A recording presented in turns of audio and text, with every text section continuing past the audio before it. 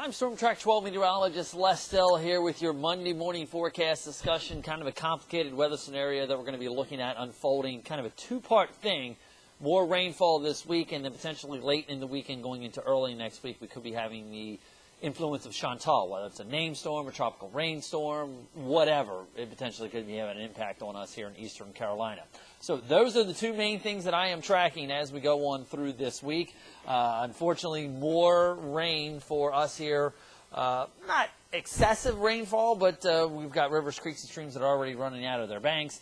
And then we've got Chantal that we're going to be dealing with here. So let's start talking about the first part here as we go on through the next couple days here, today and tomorrow. Today, northern areas, southern counties as we head on through the day tomorrow. Brief heavy downpours are possible.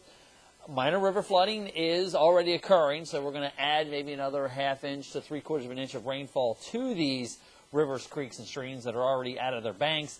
And then we do have the potential there for more rainfall for us from Chantal as we go in through the end of this weekend going into the first part of next week. Positive side, storm system is way out in the Atlantic, and we're going to be taking a look at that here, kind of breaking down what's happening with it here in just a few minutes.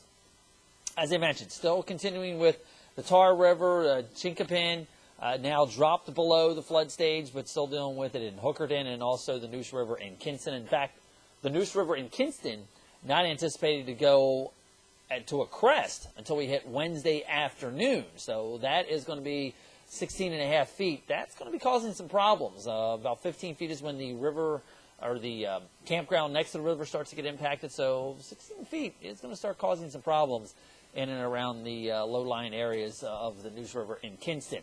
Tar River in Greenville, that is cresting this morning. Kentucky Creek going to pretty much hold steady, or if not slowly fall through the end of this week, depending on how much rainfall we get today and tomorrow. And then the Northeast Cape Fear River in Chinkapin, now on its downswing, currently at 12.9 feet. That is below flood stage.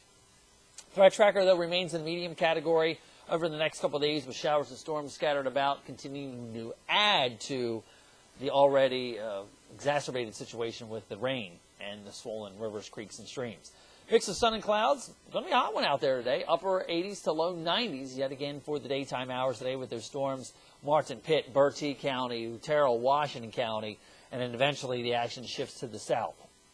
Can't completely rule out maybe a spotty shower overnight tonight, but I think the majority of us remain dry on the warm, humid side.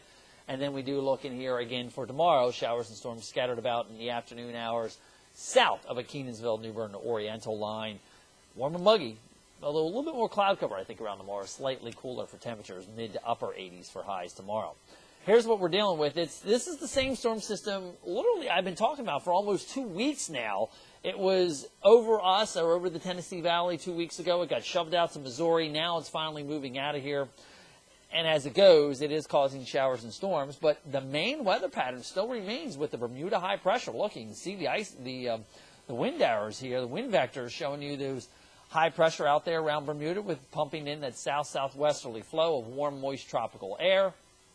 Showers and storms scattered about north of the area today and tonight. Again, it could be a spotty shower around as this system kind of works its way on through. And then as we head on in through the day tomorrow, showers and storms start to develop. And then they are going to be the southern areas where they'll develop. Now, we will see a little bit more of a sea breeze front tomorrow. You'll notice with those southeasterly winds helping to push that rainfall back up into the northern areas. But it kind of shows you the initialization is across the southern areas, and it drifts off to the north and the west. Still dealing with some partly sunny skies in here as we head into Wednesday. I can't rule out an isolated shower or thunder shower, but the main action is going to be in here tomorrow and also going into the day on Tuesday. Now, how much more rainfall could we potentially put over the next 48 hours into the river basins? Well, again, maybe another ½ inch to 3/4 of an inch, not completely out of the question. Not going to cause major flooding, but at least it's going to be adding to it. And then again, we're going to be looking through the weekend going into the next week of potentially more heavy rainfall coming our way. So notice in here, ½ inch to maybe another 3/4 of an inch. All right, this is our weather setup here. We've been stuck in this weather pattern now for the last couple weeks.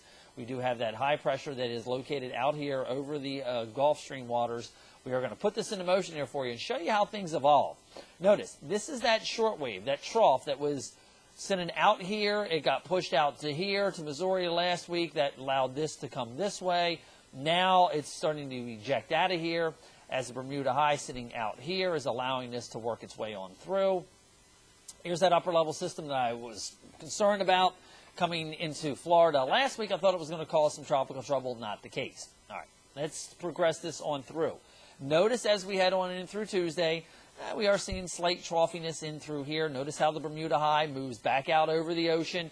We've got this sitting back out here. It's retrograding to the west, so we're going to create weakness here across the eastern U.S., and that is why I'm concerned, because then we start to create this corridor coming out of the tropics. And you'll notice here as we go in through Wednesday, start to lower the heights, the trough starts swinging on through. Keep in mind, when it comes to tropical systems, their path of least resistance is to find that eastern trough. And they're going to do their best to get their energy delivered out of the tropics into that eastern trough. So that's why I'm concerned. And I like the track that Chantal is going to be on coming up the east coast here, because as you can see, we create that corridor for the storm system to potentially deliver that heat here to the eastern U.S. with the trough in here, upper level ridge sitting out here, the other one backed out over towards the Central Plains and the west or eastern Rockies. So as a result, that then creates that corridor for this thing to run up the east coast. Now, the strength of it, that's yet to be determined. We'll talk about that here in a minute. Here's the stats as of 8 o'clock this morning. Chantal moving off to the west at about 23 miles an hour. And it is fairly low in latitude, only about 10.6 and 50.6 west. So fast-moving storm systems like this normally do not intensify all that much. In spite of it having great sea surface temperatures, warm sea surface temperatures sitting down there, because of its fast forward westward speed, along with the shear that it's getting. It's running into a decent amount of westerly shear, so this storm system is fighting. There is a lot of dry air around it. The Saharan dust we talked about last week, it's kind of choking it off out here. But I got to admit, this thing is doing its best, starting to get a little bit of a banding feature to it there. You can kind of see the classic S. So it is doing its best that it can. Small, compact system right now. And again, the only thing really going for it is the fact that it is underneath the upper level ridge, the Bermuda high, which is sitting back here. So that's going to be directing it off towards the west. And it does have fairly warm sea surface temperatures to interact with here. So here's the official hurricane plot on this. It remains for most of its life as a tropical storm, not really anticipating intensification that would take it to a hurricane strength. Thursday is its first break point here, as it late Wednesday, early Thursday negotiates with the island of Hispaniola in the Dominican Republic. And then we start to watch it make that northeasterly turn, or excuse me, northwesterly turn, as we look for the trough that's digging in over the northeast U.S.